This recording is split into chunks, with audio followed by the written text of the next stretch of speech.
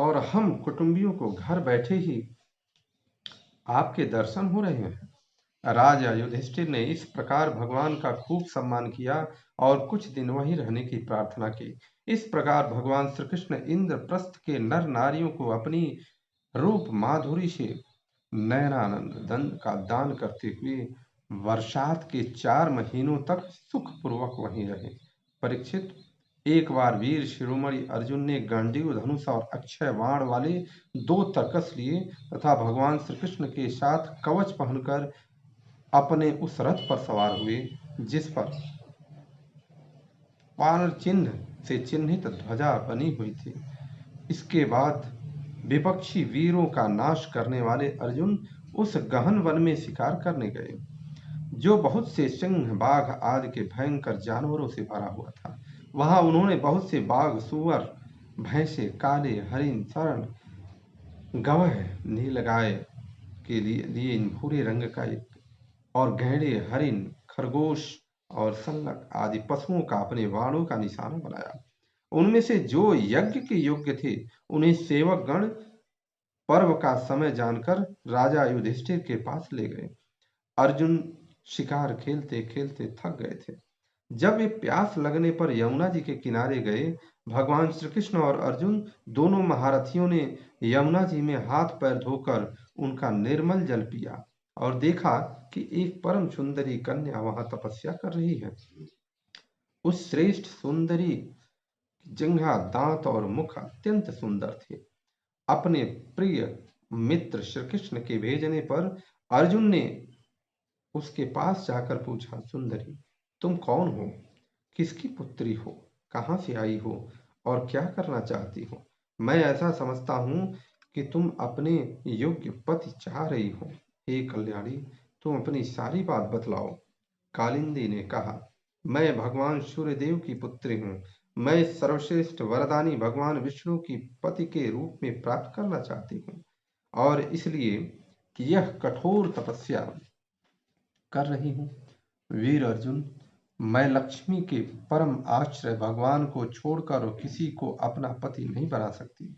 अनाथों के एकमात्र सहारे प्रेम वितरण करने वाले भगवान श्री कृष्ण मुझ पर प्रसन्न हो। मेरा नाम है कालिंदी। यमुना जल में मेरे पिता सूर्य ने मेरे लिए एक भवन भी बनवा दिया है। उसी में मैं रहती हूँ। जब तक भगवान का दर्शन न होगा, मैं यहीं रहूंगी। अर्जुन ने जाकर भगवान श्री कृष्ण से सारी बात बताई। वे तो पहले से ही यह सब कुछ जानते थे। जब उन्होंने कालिंदी को अपने रथ पर बैठा लिया और धर्मराज युधिष्ठिर के पास ले आए, इसके बाद पांडवों की प्रार्थना से भगवान श्री कृष्ण ने पांडवों के रहने के लिए एक अत्यंत अद्भुत और विचित्र नगर विश्वकर्मा के द्वारा बनवा दिया।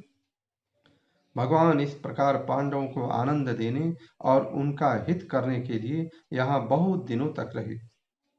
इसी बीच अग्निदेव को खांडव वन दिलाने के लिए वे अर्जुन के सारथी भी बने। खांडव वन का भोजन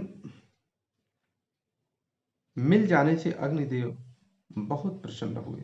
उन्होंने अर्जुन को गांडीव धनुष, 4 श्वेत घोड़े, एक रथ, 2 अटूट बाणों वाले तरकस और एक ऐसा कवच दिया जिसे कोई अस्त्र शस्त्रधारी भेद न सके। खांडव दाह के समय अर्जुन ने मैदानों को जलने से बचा लिया था। इसलिए उसने अर्जुन से मित्रता करके उनके लिए एक परम अद्भुत सभा बना दी और उसी सभा में दुर्योधन को जल में स्थल और स्थल में जल का भ्रम हो गया। मैदानों ने ऐसा काम किया। देखिए कितनी सुंदर बात है। कुछ दिनों के बाद भगवान श्री कृष्ण अर्जुन की अनुमति एवं अन्य संबंधियों का अनुमोदन प्राप्त करके सात्यकी आदि के साथ द्वारका लौट गए। यहाँ आकर उन्होंने विवाह के योग्य ऋतु और ज्योतिष शास्त्र के अनुसार प्रशंसित पवित्र लग्न में कालिंदी जी का पाणी ग्रहण किया। इससे उनके स्वजन संबंधियों को परम मंगल और परमानंद की प्राप्ति हुई। अवंती, उज्जैन देश थे विंध्य और अनुविंध्य। वे दुर्योधन के यशवर्ती और अनुयायी थे। उनकी बहन मित्रविंदा ने स्वयंवर में भगवान श्री कृष्ण को ही अपना पति बनाना चाहा, परंतु विंद और अनुविंद ने अपनी बहन को रोक दिया। परीक्षित, मित्रविंदा श्री कृष्ण की फुआ राजश्री देवी की कन्या थी। भगवान श्री कृष्ण राजाओं की भरी सभा में उसे बलपूर्वक हर ले गए। सब लोग अपना सा मुंह लिए देखते ही रह गए। परीक्षित, कौशल देश के राजा थे नग्नजित। वे अत्यंत धार्मिक थे। उनकी परम सुंदरी कन्या का नाम था सत्या। नग्नजित की पुत्री होने से यह नागनजीती कहलाती थी। परीक्षित, राजा की प्रतिज्ञा के अनुसार 7 दुर्दांत बैलों पर विजय प्राप्त न कर सकने के कारण कोई राजा उस कन्या से विवाह न कर सके, क्योंकि उसके सींग बड़े तीखे थे और वे बैल किसी और पुरुष की गंध भी नहीं समझते थे। जब यदुवंश शिरोमणि भगवान श्री कृष्ण ने यह समाचार सुना कि जो पुरुष उन बैलों को जोत लेगा उसे ही सत्या प्राप्त होगी, तब वे बहुत बड़ी सेना लेकर कौशलपुरी अयोध्या पहुंचे। कौशल नरेश महाराज नग्नजीत ने बड़ी प्रसन्नता से उनकी अगवानी की और आसन आदि देकर बहुत बड़ी पूजा और सामग्री का सत्कार किया। भगवान श्री कृष्ण ने भी उनका बहुत बहुत अभिनंदन किया। राजा नग्नजीत की कन्या सत्या ने देखा कि मेरे चित्त अभिलषित रमा रमण भगवान श्री कृष्ण यहाँ पधारे हैं, तब उसके मन ही मन में यह अभिलाषा जागी कि यदि मैंने व्रत नियम आदि का पालन करके इन्हीं का चिंतन किया है तो ये ही मेरे पति हों और मेरे विशुद्ध लालसा को पूर्ण करें। इस प्रकार नग्नजीत सत्यामन ही मन सोचने लगे। भगवती लक्ष्मी, ब्रह्मा शंकर और बड़े बड़े लोकपाल जिनके पद पंकज का पराग अपने सिर पर धारण करते हैं, जिन प्रभु ने अपनी बनाई हुई मर्यादा का पालन करने के लिए ही समय समय पर अनेकों लीला अवतार ग्रहण किए हैं, वे प्रभु मेरे किस धर्म व्रत अथवा नियम से प्रसन्न होंगे? वे तो केवल अपनी कृपा से ही प्रसन्न हो सकते हैं। परीक्षित, राजा नग्नजीत ने भगवान श्री कृष्ण को विधि पूर्वक अर्चा पूजा करके प्रार्थना की। जगत के एकमात्र स्वामी नारायण, आप अपने स्वरूप भूत आनंद से ही परिपूर्ण हैं और मैं हूँ एक तुच्छ मनुष्य और मैं आपकी सेवा करूं। श्री सुखदेव जी कहते हैं, परीक्षित, राजा नग्नजीत का दिया हुआ आसन पूजा आदि स्वीकार करके भगवान श्री कृष्ण बहुत संतुष्ट हुए। उन्होंने मुस्कुराते हुए मेघ के समान गंभीर वाणी से पूछा। भगवान श्री कृष्ण ने कहा, राजन, जो क्षत्रिय अपने धर्म में स्थित है उसका कुछ भी मांगना उचित नहीं। धर्मज्ञ विद्वानों ने उसके इन कर्म की निंदा की है और फिर भी मैं आपसे सौहार्द का प्रेम का संबंध स्थापित करने के लिए आपकी कन्या चाहता हूँ।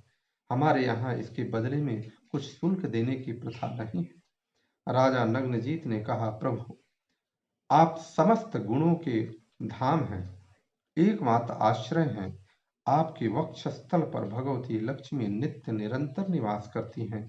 आपसे बढ़कर कन्या के लिए अभिष्ट वर भला और कौन हो सकता है? परंतु यदुवंश शिरोमणि, हमने पहले ही इस विषय में एक प्रण कर लिया है। कन्या के लिए कौन सा वर उपयुक्त है, उसका बल पौरुष कैसा है इत्यादि बातें जानने के लिए ही ऐसा किया गया है। वीर श्रेष्ठ श्री कृष्ण, हमारे ये 7 बैल किसी के वश में न आने वाले और बिना सधाए हुए हैं। इन्होंने बहुत से राजकुमारों के अंगों को खंडित करके उनका उत्साह तोड़ दिया है।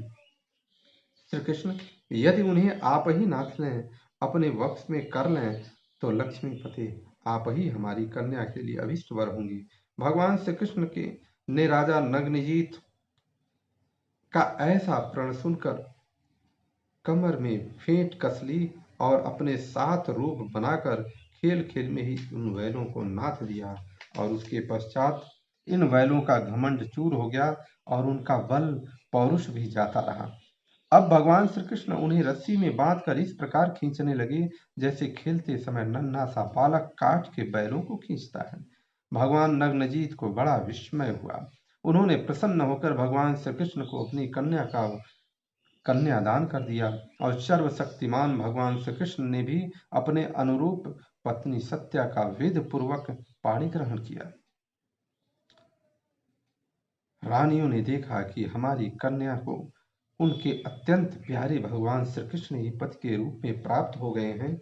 उन्हें बड़ा आनंद हुआ और चारों ओर बड़ा ही भारी उत्सव मनाया जाने लगा। शंख ढोल नगारे बजाने लगे, सब ओर गाना बजाना होने लगा। ब्राह्मण आशीर्वाद देने लगे। सुंदर वस्त्र, पुष्पों के हार और गहनों से सज धज कर नगर के नर नारी आनंद मनाने लगे। राजा नग्नजीत ने 10,000 गौएं और 3,000 ऐसी नवयुवती दासियां जो सुंदर वस्त्र तथा गले के स्वर्णहार पहने हुए थीं, दहेज में दी। इनके साथ ही 9,000 हाथी, 9 लाख रथ और 9 करोड़ घोड़े और 9 अरब सेवक भी दहेज में दिए। कौशल नरेश राजा नग्नजीत ने कन्या और दामाद को रथ पर चढ़ाकर एक बड़ी सेना के साथ विदा कर दिया। उस समय उनका हृदय वात्सल्य स्नेह से उद्वेग से द्रवित हो गया। परीक्षित, यदुवंशियों और राजा नग्नजीत के बैलों ने पहले बहुत से राजाओं का बल पौरुष धूल में मिला दिया था। अब उन राजाओं ने यह समाचार सुना, तब उनसे भगवान श्री कृष्ण को यह विजय सहन न हुई। उन्होंने नग्नजीत सत्या को लेकर जाते समय मार्ग में भगवान श्री कृष्ण को घेर लिया और वे बड़े वेग से उन पर बाणों की वर्षा करने लगे। उस समय पांडव वीर अर्जुन ने अपने मित्र भगवान श्री कृष्ण प्रिय करने के लिए गांडीव धनुष धारण करके जैसे सिंह छोटे मोटे पशुओं को खदेड़ दे, वैसे उस नरपतियों को मार पीट करके भगा दिया। तदनंतर यदुवंश शिरोमणि देव के नंदन भगवान श्री कृष्ण उस दहेज और सत्या के द्वारा साथ द्वारका में आए और वहां रहकर गृहस्थोचित विहार करने लगे। परीक्षित, भगवान श्री कृष्ण की फुआ श्रुत कीर्ति केकय देश में ब्याही गई थी। उनकी कन्या का नाम था भद्रा। उसके भाई संतर्दन आदि ने उसे स्वयं ही भगवान श्री कृष्ण को दे दिया और उन्होंने उसका पाणी ग्रहण किया। मध्य प्रदेश के राजा की एक कन्या थी लक्ष्मणा। यह अत्यंत सुलक्षणा थी। जैसे गरुड़ ने स्वर्ण में से अमृत का हरण किया हो, वैसे ही भगवान श्री कृष्ण ने स्वयंवर में अकेले ही उसे हर लिया। परीक्षित, इसी प्रकार भगवान श्री कृष्ण की और भी सहस्त्रों स्त्रियां थीं। उस परम सुंदरियों को वे भीमासुर से मारकर उनके बंदी गृह से छुड़ा लाए थे। आज इस तरह से भगवान श्री कृष्ण के अन्यान्य विवाहों की एक कथा चली और अगले दिन कैसे भीमासुर का उद्धार करते हैं और 16,100 राजकन्याओं के साथ भगवान श्री कृष्ण का विवाह हो जाता है। आज बस इतना ही। भगवान भोलेनाथ, भगवान श्री कृष्ण आप सभी लोगों का मंगल करें। जय हिंद, वंदे मातरम। जय श्री कृष्ण।